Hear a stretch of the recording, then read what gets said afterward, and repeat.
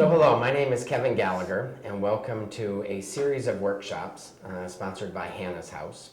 I'm a mental health counselor in Burlington, Vermont, and I'm here today with Cindy Carr, who is the founder and director, I would probably say, of Hannah's House. But in a moment, I'll let her say a few things herself about Hannah's House and its mission.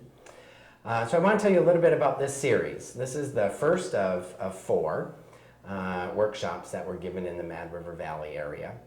And there were two in the spring, and there will be two in the fall of 2012, are the ones that are currently scheduled. The two in the spring are the one that you'll be seeing in a moment, which is how to make your home less stressful. And the second one that will be coming later on in the spring will be on the internet and gaming and use of cell phones and texting, and how families can sort of manage those kinds of dynamics in their house. So I'll just say one thing before I pass it over to Cindy, but the hope of these workshops is to get families thinking about themselves and what goes on in the family. With the purpose of these workshops is to help families do better thinking about the dynamics that are very common and very ordinary, sometimes cause extraordinary issues, but are really ordinary to most families, in ways that help parents, the leaders of the family, make better decisions about how to have a calmer, more peaceful, more productive home life. So I'm going to let Cindy tell you a little bit about Hannah's House, and then I'll tell you a little bit more about tonight's video. Thank you, Kevin. You're welcome. Welcome. Hannah's House is a family therapy center. It's located in the Mad River Valley Health Center, where we are actually sitting, and it began in 2010. The idea behind Hannah's House is to provide local therapy, easy access for families, and also to provide financial assistance for families who need it. The other proponent of Hannah's House is to provide community outreach, and that is to provide education and kind of tools of prevention for younger families and growing families. So this workshop series is part of that outreach, and Hannah's House is sponsoring it, and we're also proud that National Life has given us a grant to help conduct this series of workshops. For people that can't attend the workshops, we're also posting them on the Hannah's House website. We have one on the Hannah's House website right now called Anxious Parenting. This one will be posted shortly, along with the next in the series. I also have to say that we're very excited about having Kevin Gallagher here. He presents on a national level. He's sought after, he's experienced, and he's also quite funny. So it's really quite a coup to have someone of this caliber come to the Valley, and we're very pleased to be able to sponsor him. Thank you. Kevin? Well, you're very flattering, Cindy. I know you better Yes. be good. Yeah. Sorry. Well, I think you'll enjoy this first workshop because I'm hard-pressed to think of any family at some point, whether it was your own growing up or the one you're currently living in, that doesn't have some stress associated with it. And so at the point we'll be jumping in to the workshop, after this introduction, will be a point where I'm talking about what are just a list of common stressors in a regular family. And I think I'm starting with marriage as being one. It's kind of fascinating to think that marriage is both the reason for families and can be a stressor in a family. So I hope you enjoyed this one, this particular workshop, and I hope you check the website and look for future ones down the road. Thank you. And the website, by the way, is hannahshousevt.com. So it's www.hannahsvt.com. Thank you. Oh, don't forget the house, hannahshousevt.com.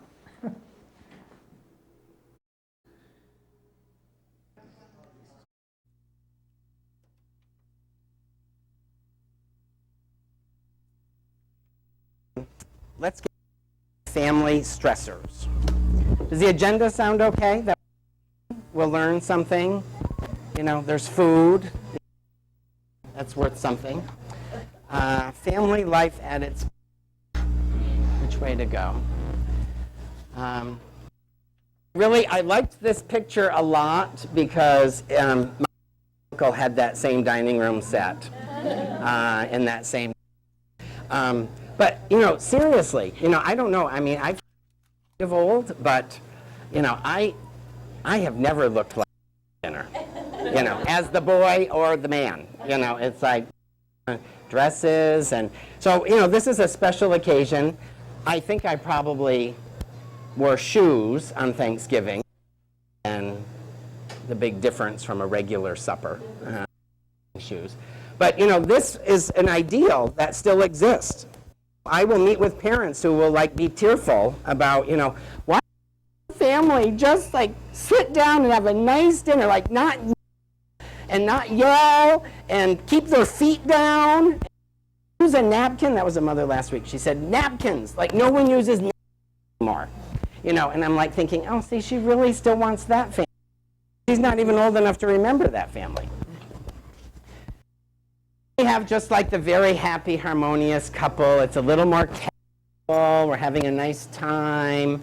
I know so many, 11-year-olds that are their 8-year-old's brother's stories. It's wow. Juan, say more. This is amazing.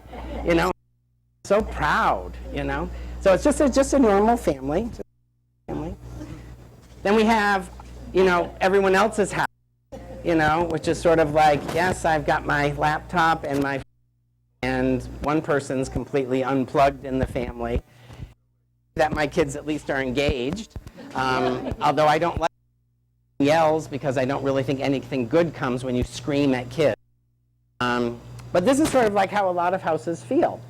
I had a conversation with a couple this afternoon before that are contemplating doing away with dinner because it ruins the whole evening. And I thought, what an interesting idea. I think, how would we eat differently? It's we're just bag lunches for people. You eat wherever you want. We're not having a table. We're not. There will be bag lunches, and people can just take them and go somewhere. And I hear those things, and as fun as it is to about it, it really speaks to the level of in distress, especially because most parents put so much effort into wanting a good family. They love 150%. They go to all their, they help them with stuff, and yet sometimes the reward or the return isn't quite as good as they had hoped. And then I think discouragement sets in. What are some of the stressors that families have? Sleep, I think, is a huge one. Families that are sleep deprived for upwards of 20 years of not a good night's sleep. My mom is one of 14, and she will died when her mother was, my age, 52. And she said, sometimes I think my mother died just to get out of the 2-bedroom house, married to an alcoholic father who worked 3 jobs. 14. Yeah. So, I still think my mother's in her 70s. She's tired. I don't know as if she ever got rest from either, where they had 3 pillows in their family. So the younger ones would use each older ones went to bed, they would pull them out from underneath. See my mother sleeping? She sleeps holding onto her pillow like this. Finances and bills hasn't certainly helped. I was saying to Lois, it hasn't helped that we've had, an recession, which supposedly was over in fall of 2000, in case you didn't get the memo. We're good to go now, notice. But there's so much stress around money in families. Enough, the stress is there even for families that have a lot of money. What do they have to complain about? Well, coincidentally, they have spent more money, and they have bigger mortgages, or bigger car loans, or bigger something, and so it's pretty similar, at least what I see. Chores are a perennial favorite. I'll be saying something about it later. Vehicles, I don't have vehicles on my list in Africa because people walk. But certainly, you come to a rural state, vehicles can be a huge stressor. Whose car's got the better tires, whose car will start tonight at 9:30 when I get out of work. So a lot of stressors there. School, kids in school, illness, parents' illness, or child illnesses, extended families, whether or not, extended families can be complicated, and extended families have complicated looking as time has gone on, with step-parents, parents, it's pretty much used to have just one grandmother and one grandfather on each side. Now you kind of have like a collection of ones to use, not and cousins. The stress of work life, whether you work at home or work outside. Meal times, technology. The next workshop that will be in May is going to focus specifically on technology, texting, video games, internet. So be on the lookout for that. I think it's going to be around the middle of May. Marriage and divorce. Now, when I first put this up, I was thinking sort of marriage is a stressor because married people can be stressed. But I was also sort of thinking more and more that a marriage in a family, whether your kid gets married or whether you get married again, can create significant stress, especially if people don't like the people are marrying. And then divorce is a constant stressor. 60% average divorce rate in the U.S., And so of the other 40%, I'm thinking 20% of those aren't happy, but they don't know what to do about it. Or they've tried and they've given up, or religious reasons, or financial reasons, or worried about not seeing the kids full time, or they're in domestic abuse situations and they're terrified to leave. So we're talking about marriage as something that is hard to pull off successfully. So I will also talk more about sort of how important that is as a centerpiece to having less stress in your life. Blended families, that's kids from other relationships. Neighbors. I have a couple of clients that currently have legal disputes with their neighbors, driveway wars, sort of, which is causing huge problems in the marriage and consequently in the kids. Messes, and the chores around messes. Unfortunately, it tends to be more mothers than fathers. I don't really understand it, but mothers will sort of say, if it could just look better, I would just feel better. If they would just pick up their crap once, I just would be able to just sit down and like my house, and I don't know if, maybe we'll ask fathers later, sort of is the mess okay? I know, it might be. That's the problem. What, you mean a marriage issue? It might be a marriage issue? Yep. Homework is a perennial favorite. It's fascinating that there's a lot of research going on that whether homework is even effective anymore. Time, how many people here sort of were wondering if they were going to be able to make it tonight, even though they sort of wanted to, but will I be able to make the time? Do I care to make the time, because what's it going to replace?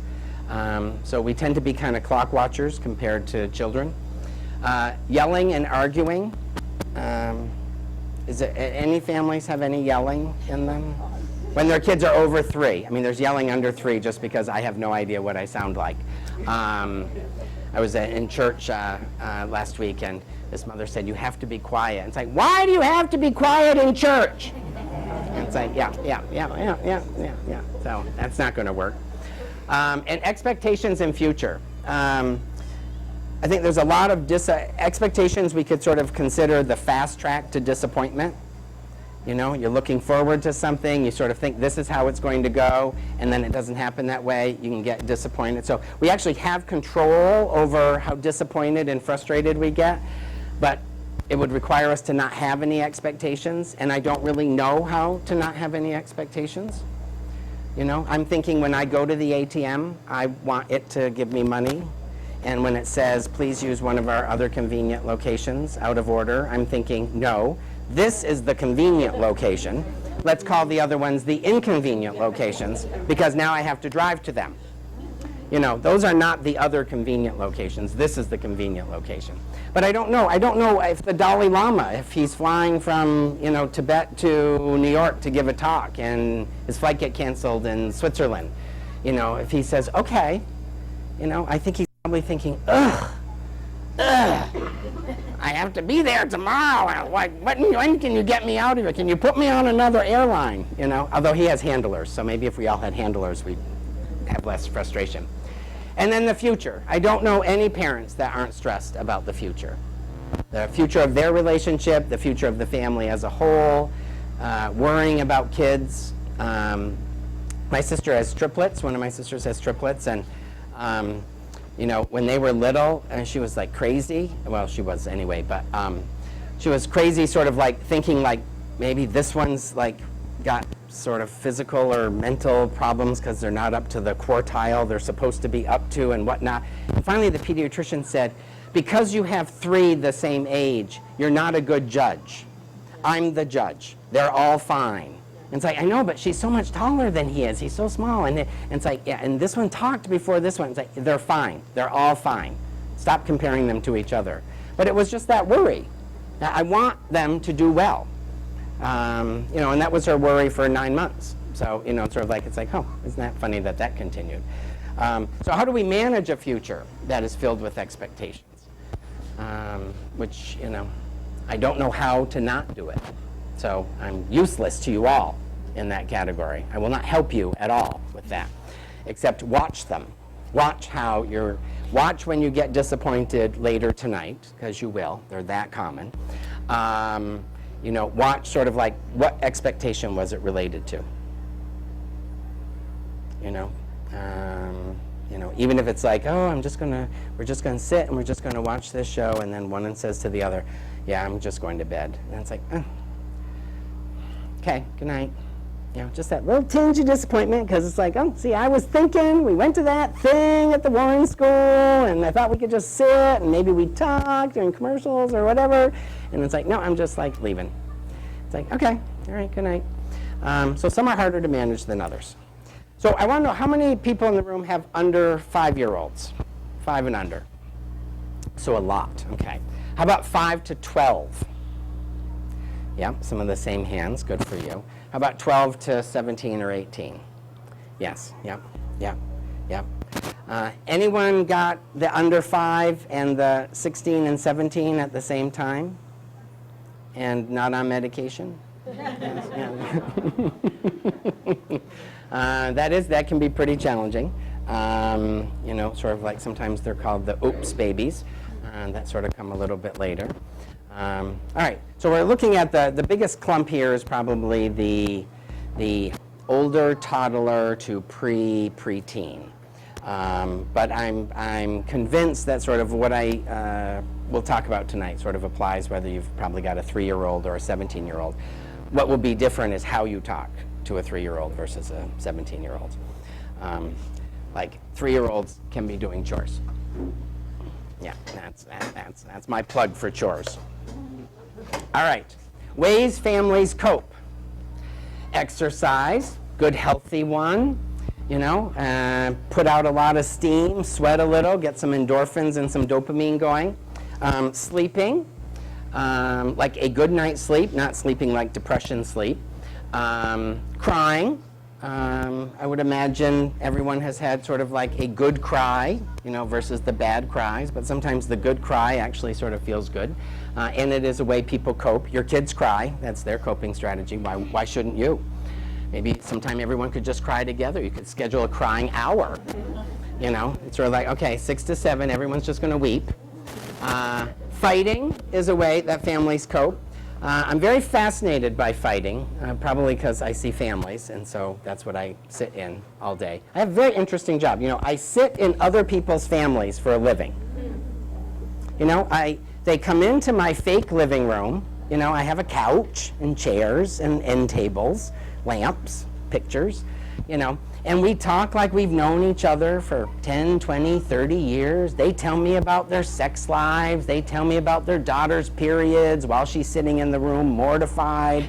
They tell me about who drinks too much and who doesn't, you know, and it's sort of like, wow, what an amazing job. I mean, I feel incredibly humbled most of the time that like someone would be willing to just sort of say, hi, here I am. This is what I'm about. Mommy, this. Yes, she's got a name tag on. But I have kind of in the last 10 years, I've started to think of fighting as a form of intimacy. Because it's very much like courtship. You know, so if you're dating somebody, you know, I'm thinking back to college, where, you know, you'd stay up till 3 or 4 o'clock in the morning talking, and you'd still get up and go to your 8 o'clock class. And you sort of like, and you know, people just like couldn't get the smile off your face. And sort of like, and you couldn't wait to talk to the other person again. And you hate Chinese food, but they said there's this place you have to go to that it's like has the most amazing Chinese food. So then you go with them and you're like, oh my God, this really is better than all the Chinese food I've ever had in my whole life. You know, and it's just like you just think about what I want to tell them next time. When am I going to kiss them? You know, where are we going to meet? What are we going to do this weekend? They're around a lot. Well, I sort of notice, particularly with couples, that when there's a good fight in the morning, which is a usually good time to have them, because everyone's all rested, not really, and there's no stress, you know, getting people out the door, that the fights are like dating. Like people will think about the fight all day long. Can't believe he said that. What a jerk. You know, who does she think she is? Like she makes it sound like she does everything in this family. Do I call during the day and say something? No, I'll let her wait. No. You know, I wonder if we'll be fighting later when we get home, because sometimes one will remember the 7 o'clock a.m. fight and bring it up at 5:30. You know, how was your day? Oh, like you care. You know, how was yours? You know, and then you can fight like right up to bedtime, you know, the whole like, you know, back to back instead of front to front, or, you know, and it's sort of like, it's like, yeah, it's kind of like dating. Whereas if you sort of think of times when your relationship feels really good and easy, you go hours without thinking of your spouse or partner. Like, why would you? There's nothing going on. You feel like close to them. So I have started to think of fighting as a form of closeness. Now, you just have to decide if you're interested in that kind of intimacy. But it is very intimate behavior. I don't tend to fight with people I don't know or like. You know, I have mostly been hurt in my life by people I care about. I have hardly ever hurt strangers. Like, what's the point? You know, right? I don't care, right? You know, why I would choose to hurt people I care about and let people I care about hurt me is beyond me. But I think it's about closeness. I think there's something odd about why we fight, especially in families.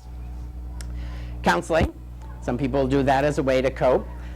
Some come in with very large expectations. That's my job. You know, sort of like, I will not fix your family. I will hang out with your family and see what you can do to fix it. I put a lot of emphasis in my own work on the leadership. So that would be here. You know, for better or for worse, you know, you're the people in charge. And boy, you see those families where the kids are in charge. Whew, ooh, it's not pretty. Extended families, relying on parents, siblings, great ways to cope if you've got those kind of relationships with your extended family. Alcohol and drugs. You know, the hard part about alcohol and drugs is they do work. You know, I mean, sort of like if you're like really stressed out and the kids are to bed and you sort of think, I'm just going to have a beer. You know, like that beer like sort of helps. But if that beer is like then 3 beers and it's 5 nights or 7 nights a week, then it sometimes makes the morning harder. It also affects how we sleep in terms of the level of depth. You know, drugs, whether pharmacological drugs or, you know, illicit drugs, you know, they do sort of work. It just doesn't seem like they work well enough, you know, to use them consistently for coping. Unfortunately, it'd be nice, you know. I love it when a teenager sort of says, you know, like, I would never drink and drive, but, you know, it's different with herb, you know, with weed. And I'm like, well, don't you smoke to be impaired? Like, isn't that the whole purpose? Last time I remember smoking, it was to, like, get high, not to be fine. And they're like, oh, yeah, but you're not really impaired. And I'm like, well, then what's the point? Why is it so expensive? You know, aren't you looking for some kind of impairment? That's the goal, I thought. You know, and that messes with their heads. They don't know what to do with that. So, you know, there is something that is inviting and people have to pay attention. to sort of how they use substances. And I would even include in the drugs, caffeine and sugar. Resentments. I don't know if, unfortunately, some of you have those families where, like, siblings haven't talked to each other in 10 years, where you don't let your kids see your mother-in-law anymore because of that horrible Christmas, last year. Resentments can be very powerful, and people do them as a way to set boundaries, but they require so much maintenance that it actually, I think, kind of subtracts from whatever kind of energy we have to put out in the world. Because you have to really resent people constantly. If you're going to resent them, you can't like them 2 weeks and then resent them again. You have to sort of stay resenting them. And again, it's a lot of work. It's a lot of work. So affairs are ways that families cope with stressors. Again, if you look at the affair literature, there's pluses and minuses to affairs, believe it or not. But that as a whole, they tend to have a destructive influence because it creates a strange kind of leadership. So if you sort of think of like a CEO and a CFO running a company, and the company is your family, but then the CEO actually has hired a consultant, but the CFO doesn't know, and that consultant is somehow involving themselves in the larger family, then the leadership starts getting all topsy-turvy. So, often people are looking for relief of stress in affairs, and affairs, of course, by nature are better than your marriage. Why would you have them if they were worse? The person loves you and understands how difficult your wife is or how unemotional your husband is, and they'll call you up at the strangest hours, and they'll meet you in parking lots, and they'll tell you you're awesome, and it's like, well, who wouldn't want that? But it doesn't seem to get it's a little like taking a cough drop if you've got bronchitis. It might help you get to sleep, maybe, but you got bigger problems. But it is a popular way people cope. Food restriction or eating too much, or eating comfort food. Hard in a state that has 7 months of winter. There's a lot of comfort food. It's really hard to get, it's really easy to not want a meatloaf in July, but sort of meatloaf, baked potato gravy, I could make cobbler, versus watermelon. So I think watching the way children also use food. Laughter, very useful. There's been probably for the last 40 years a lot of research on the role laughter plays in people's moods. Date nights, hard to pull off, but when couples can do it, it's pretty good. Other parents, there was some recent research that I read that was fascinating that said couples report higher levels of marital satisfaction when they spend time with other couples because they perceive their relationship as better than theirs. And then they like each other. They'll be like, did you notice what she was kind of snarky, don't you think? It's like, I know. It's like, I'm so glad we're not like that. I'm so glad we're not like that. And then that couple sort of says well, it was nice to have them over. They're tense people. We're really loose people, don't you think? And it's like, oh, we are so much looser than them. So actually spending time with other couples improves your marriage because you get to look down on theirs. It's kind of nice. But fortunately, each is looking down a little bit on the other. Occasionally it's the other way, and those are sad. It's oh, they have a perfect marriage, ours sucks. But most people sort of find something that they really like about their marriage that they think the other couple's doing a lousy job at. And then the Hannah's House series, of course, I had to put that in because you're here doing it. All right. What is a parent? And I don't know. Where did it go? All right. Parent as a problem solver. That's actually really your job, if you think about it. It's all day long. You're trying. It's a fascinating skill set with no training. The fact that there's a 9-month gestation period to sort of help you acclimate. What parent sort of felt ready? The lowest points of self-esteem from birth to death, according to social workers, is middle school and the birth of a first child. So if you've got middle schoolers, This is about as low as it gets till they have a kid. But that first child, sort of like so happy, so excited.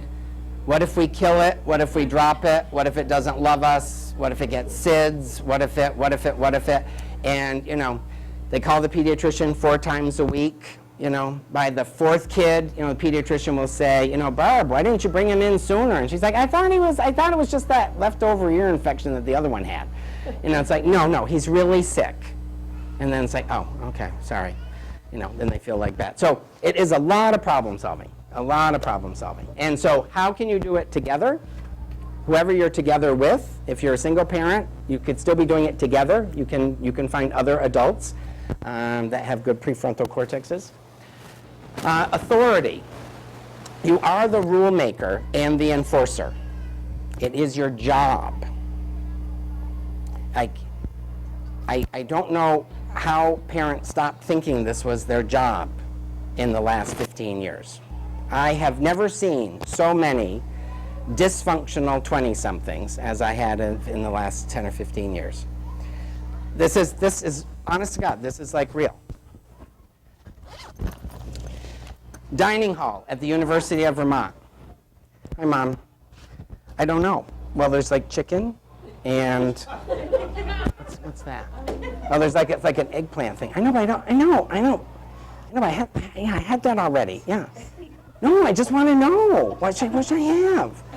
Yeah. Like, first of all, why is the parent answering the phone? Let it go to voicemail. If someone's in the hospital, you can call back. But if it's like what to have for dinner, and walking on campus, I'm waiting for the bus. I don't know where it is. It's so long. Mother's in New Jersey. Well, honey, wait a little while longer, and then you can walk to blah blah blah. Well, that's a good idea. So it's sort of like, what happened to rules? Like, I'm not going to talk to you about those kinds of things. I don't know what the hell you should have for dinner. Pick it yourself. I'm making my own right now. Goodbye. But then it's like, oh, but they'll feel bad. It's like, yes. Don't you feel bad when blue lights come behind you because you're doing 70? Don't you feel bad? Oh, should I lie? Should I say I had to go to the bathroom? Should I hope I know the cop? It's sort of like, but you feel bad. Your heart races. You feel like, oh, I'm going to have to problem solve. I'm going to have to really problem solve. And I'm thinking some 19-year-old girl at the dining hall could probably problem solve dinner with a meal plan. So not even money is involved. Like, literally pick. And if you don't like it, then throw it away and pick that. You can.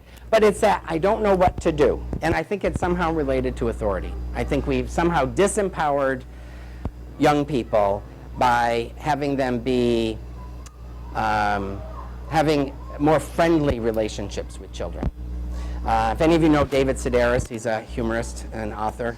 I saw him last fall in Burlington. He was reading some new material from a book he's working on. But he grew up in a very crazy family, if you know him, and 5 children in North Carolina. And at one point he said on the stage, he said,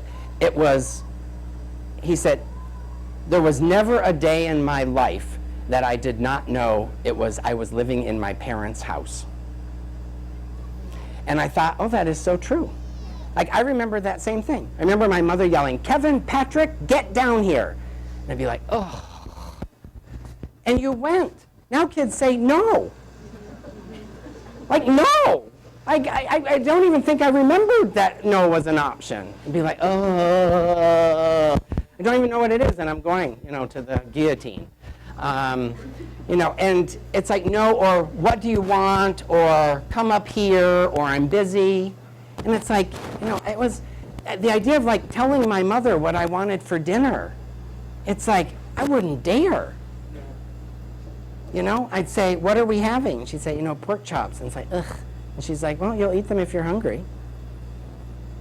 And be like, you'll eat them if you're hungry, And so you went to school and you complained about like how horrible authority was, But when the 14-year-old client is sent to me by court diversion because he spit on a cop who wanted to search his knapsack because he thought he had pot on him, which he didn't. He didn't have anything on him, but he spit on the cop. I'm like, dude, have you never even watched TV?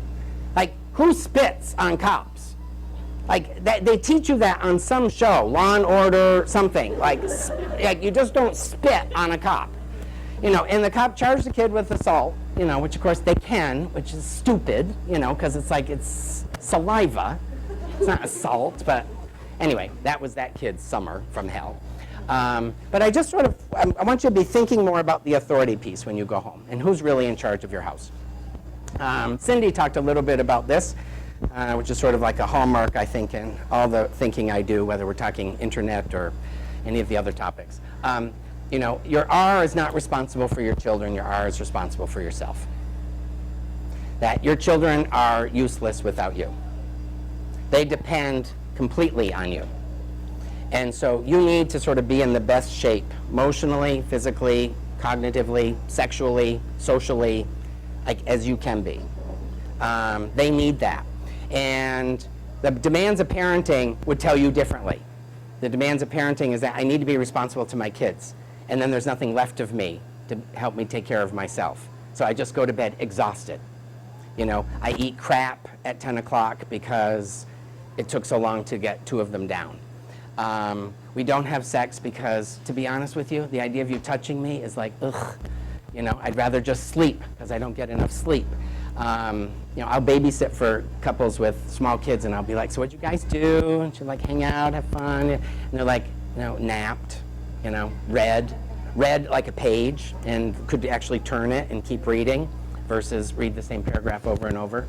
So how do you sort of see yourself as responsible for yourself prior to, you know, when I think of yelling, you know, if kids can make parents misbehave, then there is justifiable child abuse. You would be able to say to the judge, Your Honor, if you had my children, you'd beat them as well. And the judge would say, I probably would, but you, sir or ma'am, you can't have yours anymore because you beat them. So we are in charge of what we do. And anytime we drop our chronological age low enough is when we misbehave. You see it in stores all the time. The grabbing the back of the coat and dragging them out of the store. That is the parent who's dropped their chronological age. Not to 6, you know, but probably to 17, like a babysitter having a bad day. So think about responsibility for self. Encouraging disappointment. This is the book that I'm probably never going to write, you know, sort of how to make your kids suffer more. Because I think that there's a loss in the ability to manage disappointment. Every year I will see 3 or 4 college-age women who have attempted suicide, so I see them after they get out of Fletcher Allen, because some guy broke up with them. I'm thinking, wow, I remember in high school and college when someone broke up with you, you just hated them, you might spread rumors about them, and you might sleep with their best friend as retribution. But you didn't die. You didn't die. But that's like a real option. I talked to a young woman last night who was fighting with her boyfriend on the phone. She comes in my office, shuts the door, throws herself on the floor. She's 22. And she said, I'm going to slit my wrist tonight. I'm like, why? She's like, he misunderstood my text. So I read that. She said, read the text. So the text is, I've called you and I've texted you all day today. You've not gotten back to me. When you do this, it usually means you're not okay. What's going on? I don't want you to text me. I want you to call me. I want to hear your voice. And he thought she was just being difficult and demanding, because she demanded phone call and not text. And so she's trying to explain that she was really worried about him, and he was saying she's nothing but, you know, blah, blah, blah. And now she wants to, like, kill herself. It's like, really? Really? I feel like if her mother and father had really frustrated the hell out of her growing up, she'd be able to handle that. You know? She'd sort of be able to compare that to other things that she's had to manage in her life, and probably would have thought, I'm okay.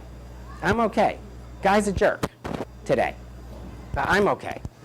Versus somehow I'm not okay because someone's upset. All right, now more of the fun parts about parents. Nurture, you know, food, clothing, shelter, love. Remember years and years and years ago, all those Romanian baby stories that sort of like babies who don't get touched die. So like touch your kids all the time, especially your boys. Research shows people stop touching boys. Fathers stop touching boys too soon because they don't want to create mama's boys. Moms stop touching boys too soon because they don't want to interfere with dad's relationship with boys. So watch how much you touch. Lots of it's good. And then teacher. I mean, I sort of think of teacher and problem solver, the P and the T. Maybe it's like the PTA, parent teacher. That sort of like, that's probably your second biggest job, in terms of your everyday stuff is, wash your hands, put on your pajamas, let me see your teeth. Good, good. Let me see your hands. Good. Why are we wearing boots? 'Cause it's muddy. A lot of education all the way up. 17-year-olds, although they're not open to much education, are still have a lot to learn. All right.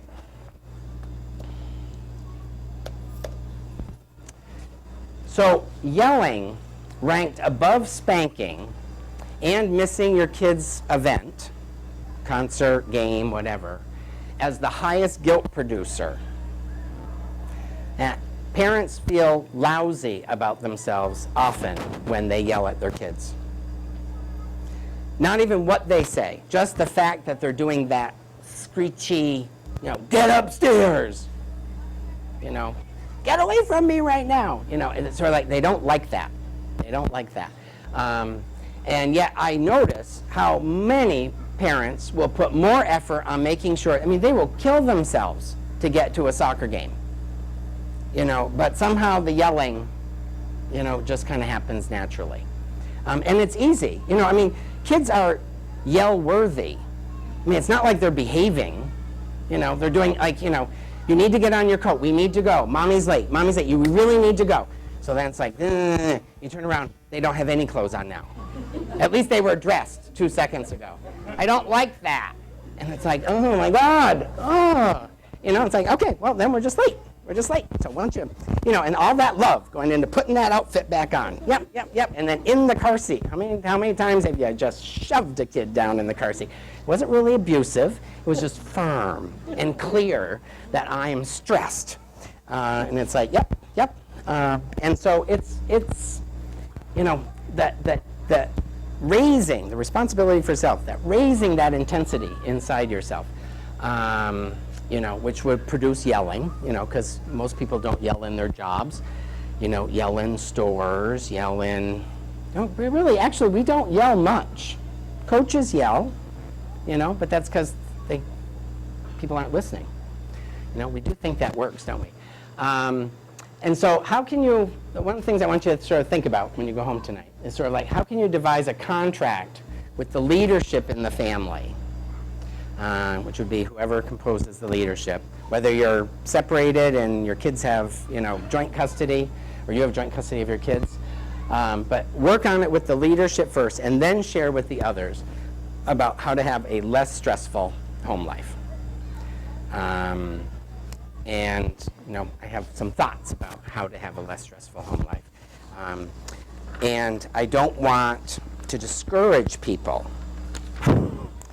because it's slow, because there's nothing about having a family that isn't stressful. So think about that. There's nothing about fishing that doesn't involve water.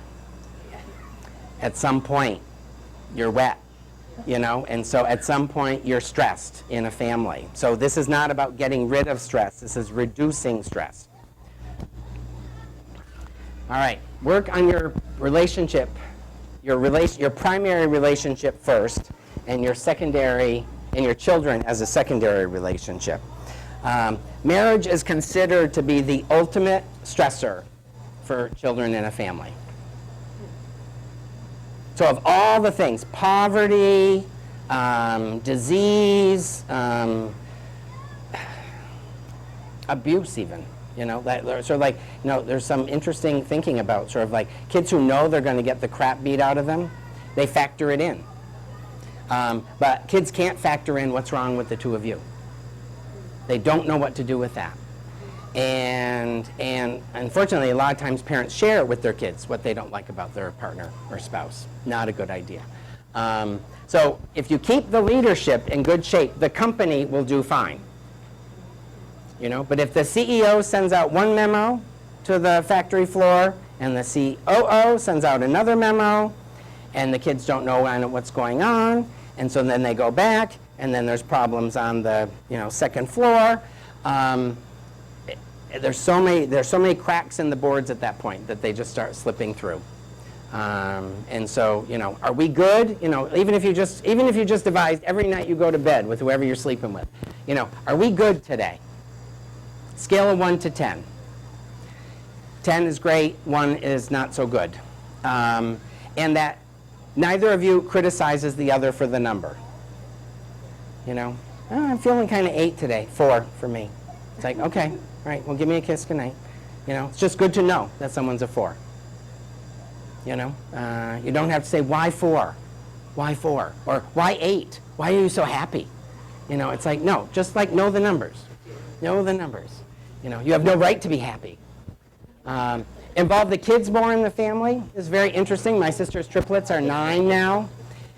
And I noticed they're doing less and less in terms of helping. When they were little, she bought them like little vacuum cleaners and little lawn mowers, and they would be like, bugs, little brooms. She would say, we're going to all sweep the floor. They'd all run like, robots and get their little brooms and they'd sweep. But she's like, I'm going to have kids that do chores. And they're not doing so many now. And she said, it's too much effort. Like, I just don't have it in me. I'd rather just do it myself. And it's like, 16 is going to be really hard. Because that's usually the age where parents want their kids to start doing chores. We got you on our car insurance, you have your license, you're mature now, you're a little adult here, we want you to contribute to the family. And it's like, oh, I could ride this out for 2 more years. I can listen to you yell. I'm not starting chores at 16. So, start at 3.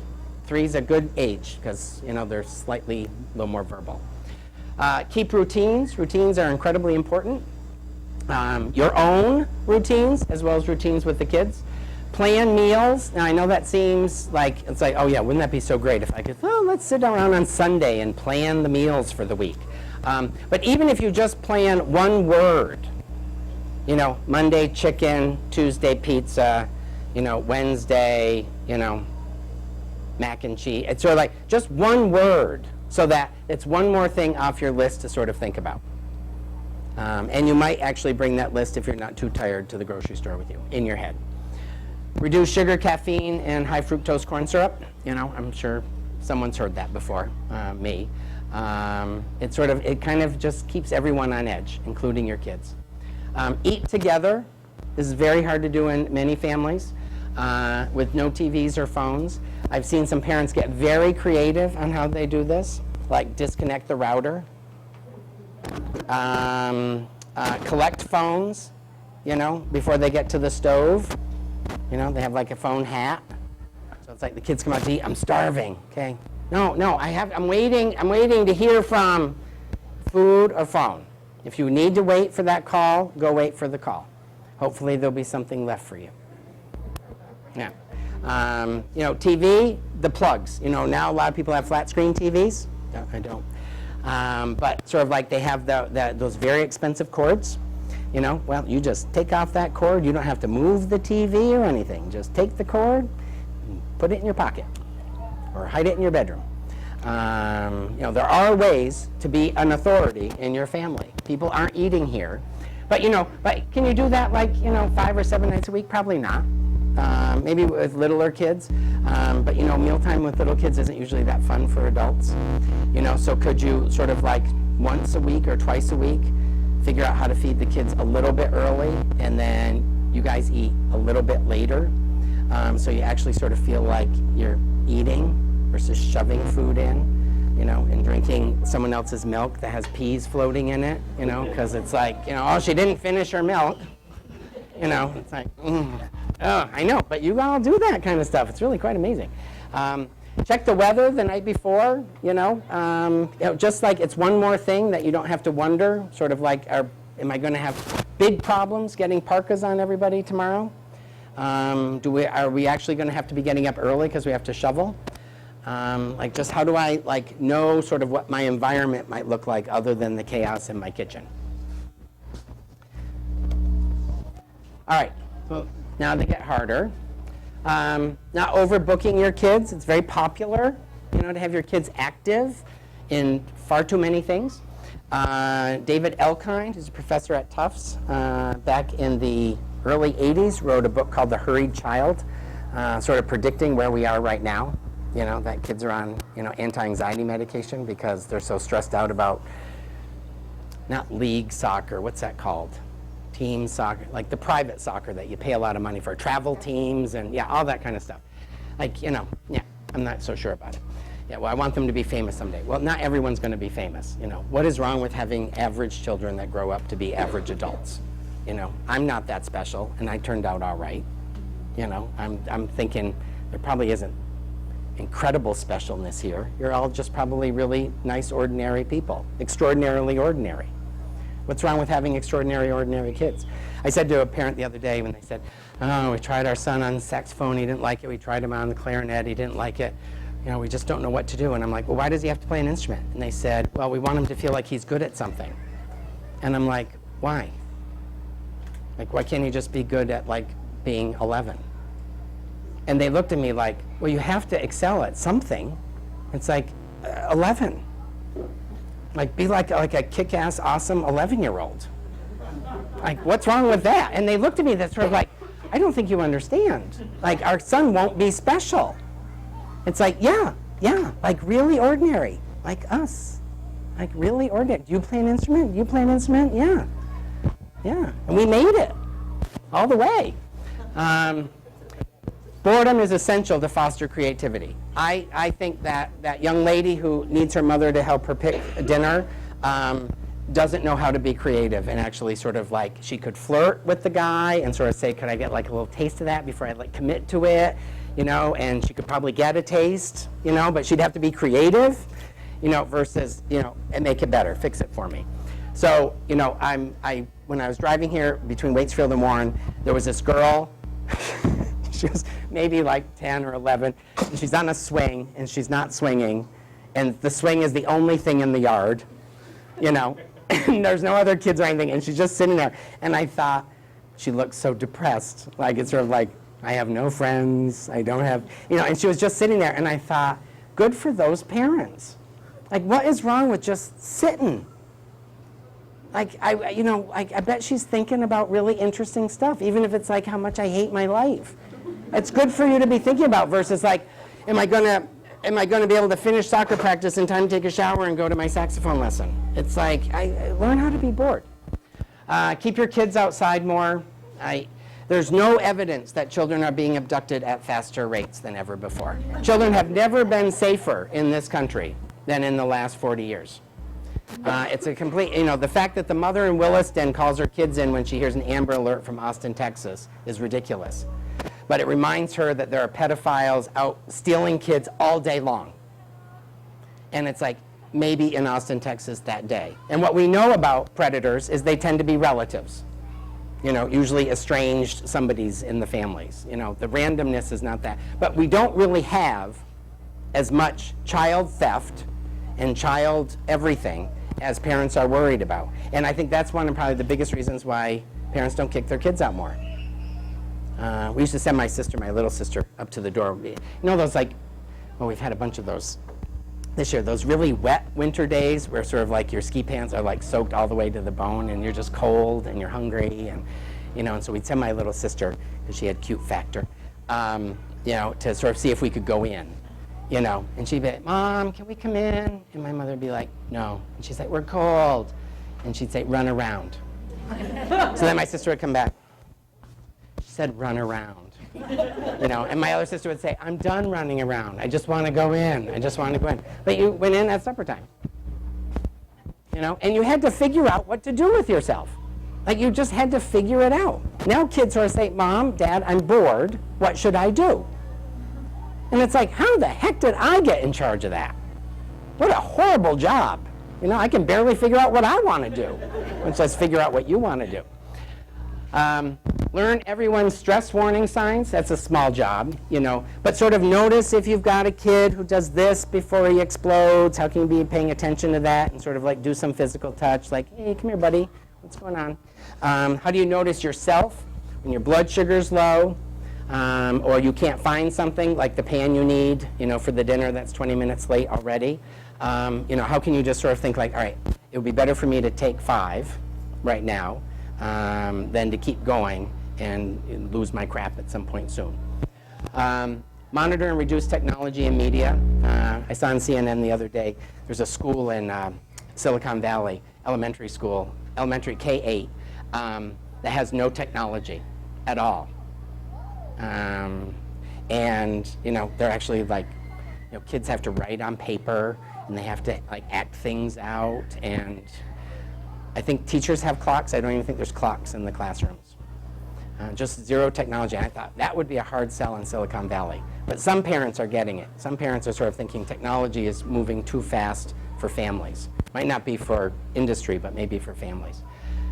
Disappoint your kids more. You know, you've heard that on many slides. It's a terrible job to have some beautiful little loving face sort of say, I hate you. It's okay. You know, they don't really. And you are not going to be the most difficult person they meet. So if they can learn how to hate you and get over it, then the rest of the world's probably going to work okay for them. No threats you can't keep. You know, grounding a teenager to the rest of the year. It's like, really? Till June? You want that life? You want to like keep her in till June? Like, no, you know, incarcerate her. You know, don't like keep her in your house. But parents say threats all the time. I'll hit you. I'm going to run upstairs right now. I'm going to pull this car over. If you say pull the car over, then you do a Arr! And scare them. You know, because they know when you're full of crap. Like they just know. You know, it's like, yeah, they always say that. So I'm not saying threats are good or bad, but if you make them, do them. And be a woman and man of your word. Create calm times or places in your house. You know, this could be mom's relaxing chair. When I sit in here, no one can talk to me.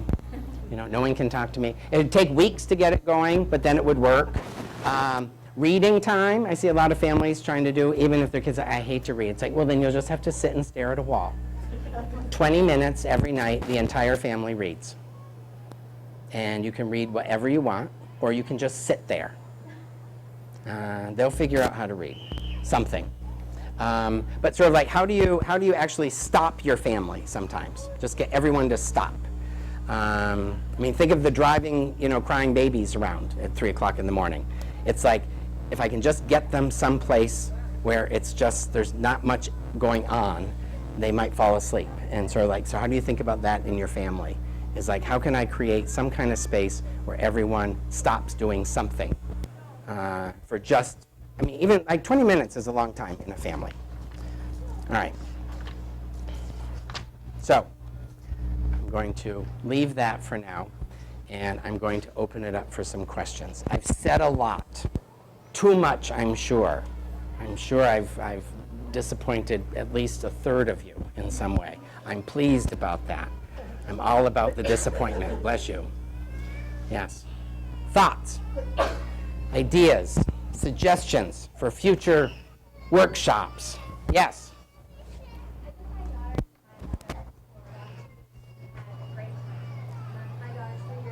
Yeah. Fascinated with my ponies. My mom has annoying yap dogs. She was taking the My Little Ponies and chewing them. So the first couple of times, I was like, I'm really sorry. You're gonna have to, keep your My Little Ponies up on the table and have to watch where they are. And then after Zoe had eaten 3 of them, I went out and replaced them, only to have them eat again. So my mom was, when we left, we left some of my little ponies for Zoe. And my mom thought, she said, well, that's your choice, to Mm-hmm. So I guess, your thoughts on that disappointment. Right. So for those of you over here, that's sort of like she went and spent 2 weeks with her mom and her 3-year-old, and her daughter loves My Little Ponies, and so does the dog, who ate them. And they would kind of keep replacing them. Both, the grandmother and the mother were replacing the My Little Ponies. And then sort of at what point do you, disappoint the kid? Yeah. I'd sort of think 1 round of My Little Ponies is good enough. I think she could become like a little OCD after that and start having all her toys up here, all over your house. And you'd be like, honey, it's okay. The dog Zoe's not here. You can leave your toys on the floor. But what if Zoe comes? I'm going to put them all up here. It's like, good. Yeah, pay attention to your stuff. The fact that things can be replaced means that there is no disappointment.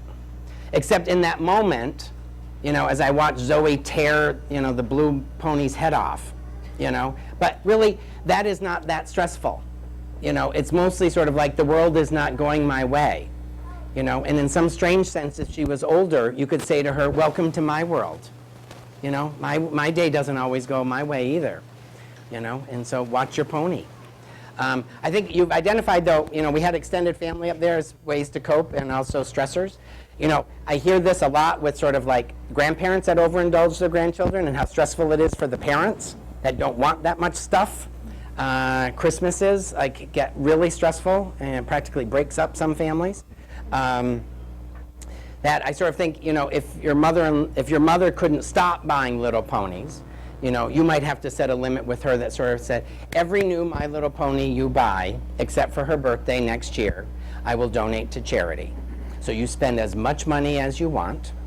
If you want to have 50 My Little Ponies at your house so that when she comes over she can play, and then you have to deal with her crying all the way home that your house is awful compared to Nana's, you'll survive. But sort of like, it's that limit setting that is so hard, and it's harder to even do with grandparents. Because grandparents have that indulge bug too. Always have, so they've just gotten worse at it, or better at it, whichever way you want to look at it. Yeah. Yeah. Yeah, 3-year-olds can suffer too. Yeah. And if she was up to 5 My Little Ponies? She was up to 5 dead ones. No, 5 dead ones. She had 5 dead ones. Probably over the course of 2 years. Yeah. My mother, we left the ponies and I didn't choose the data for Zoe. And my mother replaced some, I replaced a couple, and my mother wanted to not have left those shoes. Yeah. She can throw them away after you leave. And should have learned to deal with ponies. Yeah. Or have a funeral for the My Little Ponies. Play taps. Have an art project, make gravestones for each pony. And you can tell the story of what happened to this pony. The pink pony had the worst death of all of them, and sort of like, there was, children suffered much better before the 1920s in this country. Child labor laws changed that, because, kids were dying in factories, but kids went to work. I mean, kids had very vital, important jobs in their families. And after the child labor stuff happened, when kids couldn't work anymore, parents didn't know what to do with children because they didn't really serve a function anymore. And they weren't contributors to the family anymore. And so parents had to figure out what to do with them, and it was entertain them. That's what they did. They would entertain them. There used to be, dolls used to come, this was even in the 30s and 40s, dolls used to come with a funeral kit. Every doll you bought came with a funeral kit. Black dress, coffin, and kids would play dead baby. And it was because kids died. Polio, TB, measles, and so it was considered that's good for kids to understand that even little babies die. We've practically eradicated, death of children. I mean, they hardly die at all anymore compared to other times. So I sort of think how do you turn it into a death and dying experience? She might not be interested, because 3, your interest fluctuates greatly. Yeah, I'm really upset, now I'm happy. Yeah, it's a little bipolar-like, but not really. Yep. Yeah, good question. Yes. I have 3 teenagers. I'm sorry. Yeah. And a big source of stress in our house is, first of all, getting them, I feel like, I'll give you my point of view, what my angst is. I ask them to do 2 things. Pick up after themselves, anything they, make the piece of toast, put the bread away, milk away, whatever, and keep their rooms clean. Mm-hmm. And it really ticks me off because I feel like if they're not doing the little things at home, the responsible things, then when they get out in the world, they're not going to. Perfect example, my son had borrowed some cross-country equipment from a coach who was so nice to let him do it. 2 weeks after the season, he had not returned that equipment to the coach. I was furious, needless to say. I said, you get on the email, you apologize profusely, you find out how to return it, which he did eventually, but I just feel like as part of the family, we all have a job to do. And I don't think that's a lot to ask. Now, my husband, on the other hand, he agrees with me, but it doesn't bother him so much that, things are left around. Maybe I'm not a neat freak, but I feel like I live in a condo, it's small, I have 3 kids, there needs to be order. So it's a real, and my husband will say, you come downstairs and the first thing you say to them is, pick up whatever, which I know I'm totally guilty of, and that's not what I want the relationship with the kids to be, but it's really stressful right now. That's a big source of stress Yeah. Yeah. for us. Yeah. So the question is, how to get the husband what do I do? Like, am I being unreal? Am I being ridiculous? Or No, not ridiculous, but remember, expectations are the fast track to disappointment. Yep. Yeah. So it's like it's a 1-2. Yep. 1-2. It's not too much to ask, but the room thing, I have to say, with adolescents is hard. Yep. It is theirs. It's theirs, and I know a lot of parents that will sort of say, and if rodents come out of it, then I'm going in. So But- what about the fact that it's our house? That doesn't count as- They're trying to figure out what is theirs in our house. Yep.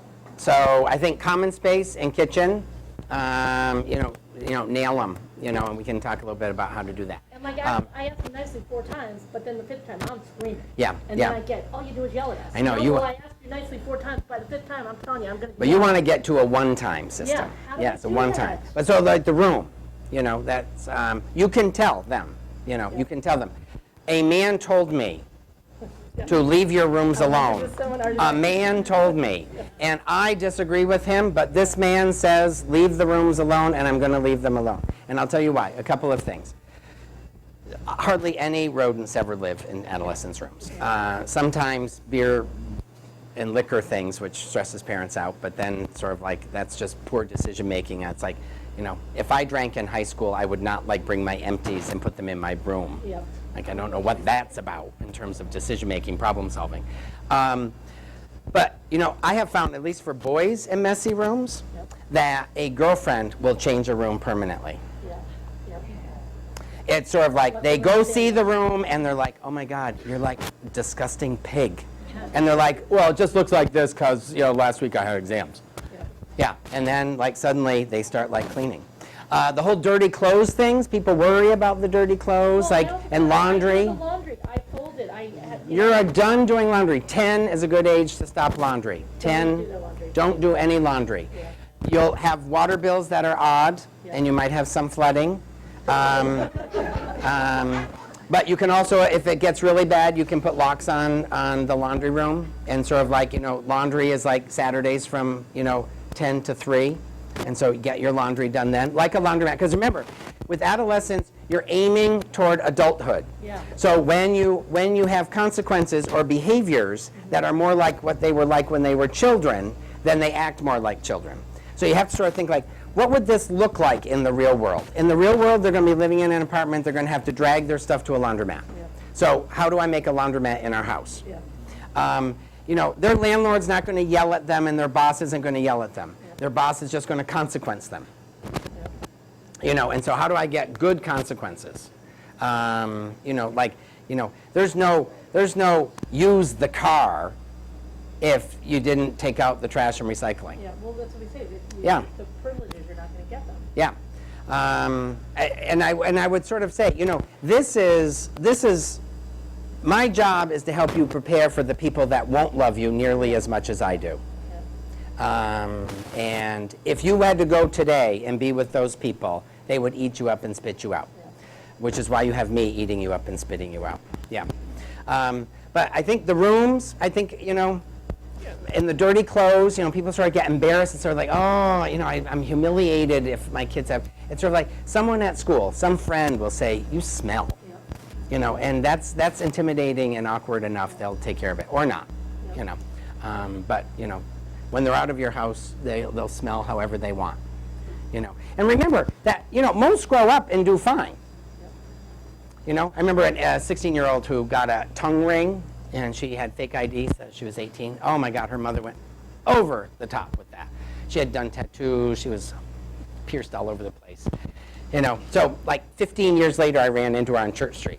You know, and she had like skirt on and jacket and camisole, and she had a briefcase, and you know, and she's like, you know, Mr. Gallagher, and I'm like, oh my God, you know, I don't recognize you, and she's like, oh, I'm all grown up now. She said, I even have kids. She's like, my mother keeps saying, I hope your kids are as mean to you as you were to me. And she said, I was very difficult, wasn't I? And I said, you gave your mother a very hard time for a couple years. And she said, I know, I think about it now. Like, what was that about? I'm like, yeah, I don't know. She said, well, the ring's gone, you know. But boy, that ring was the most important thing in her whole life. And they went, you know, toe to toe in my office about pros and cons of tongue rings in my fake living room. Yeah, yeah. The food stuff, you know, I think you gotta try. I think kind of like I'm moving to a one-time system, and I have the ability, given I own you and I own this house, to just increasingly work toward your misery. And don't put it past me. And then kind of know your abilities. Like, for example, you can turn off data plans and phones by just a phone call to Verizon or Sprint. And you can turn them off for a week, turn back on. Like, you have that control because it's your bill. You're not canceling service, you're just suspending service. I don't know if people know, but in Vermont, if you have a junior's operator's license, that's all a parent has to do is call the DMV and sort of say, I don't want them to have their license anymore, and they say, okay, no questions asked. So it's like, I'm taking my kid's license, you know? And there's some 16-year-olds that are such bad drivers in the first 6 months that parents sort of say, you're not driving till 18, sorry, and they do it. Well, and the other thing is tough to say they leave the milk out, and I say, you know, Connor, put the milk away. Then I get an attitude. Then that just puts me completely over the top. Yeah. Because it's like, Yeah. okay, I get it, we all forget Right. things. Keep your chronological age higher. I've gone. Oh, I know. Oh, I know. No. You're like, God, and then you're feeling crap about yourself. Yeah. Oh, I know. I know. I know. Like, I know. kidding me? You Yeah. know? Yeah. Yeah. Yeah. That's the stress part. Yep. Yep. But you know, there is the ability to leave the milk out and let it go sour. And if it's sour and they dump it out, say there isn't more milk till Thursday. Unless you want to get milk. Or you pay for it. Or unless you want to go buy milk. Yes, you pay for it. You know, I'm good with the milk. Yeah, yeah. Yeah. Yeah. Okay. Yes. In regards to no threats you Can't keep. Yeah. how do you backtrack? I have teenagers at home. I know. Those are like, you know, it's so interesting. The threats to little kids are like so lame, Yeah. you know? But the ones that people make for teenagers, it's like, where did you come up with that one? Like, are you serious? Like, you'll never be able to pull that off. I know. I was so mad. As soon as you can, backtrack. You know, you're grounded for 3 months.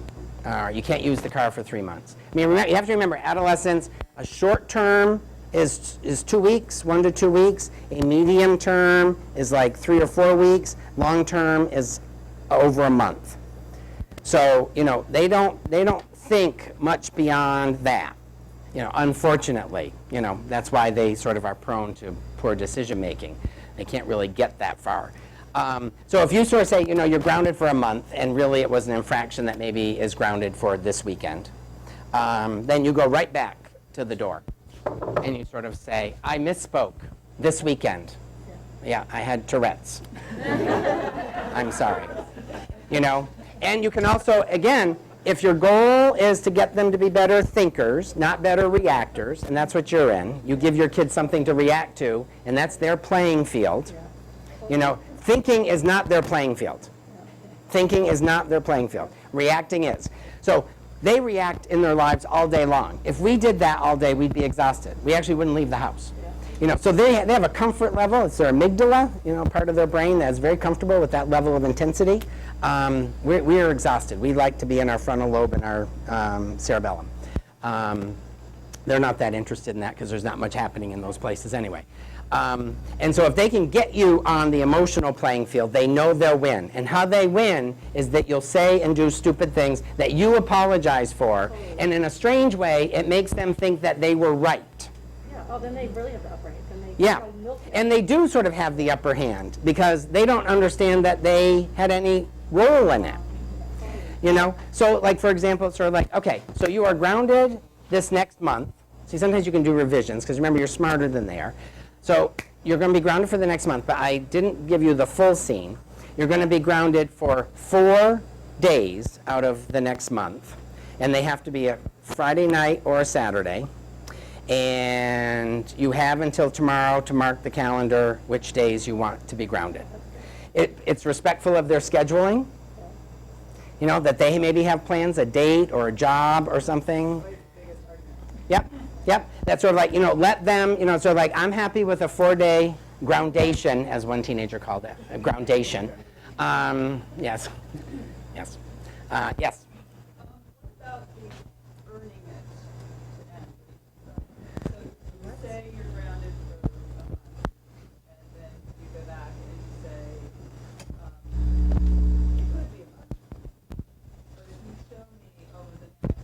Oh.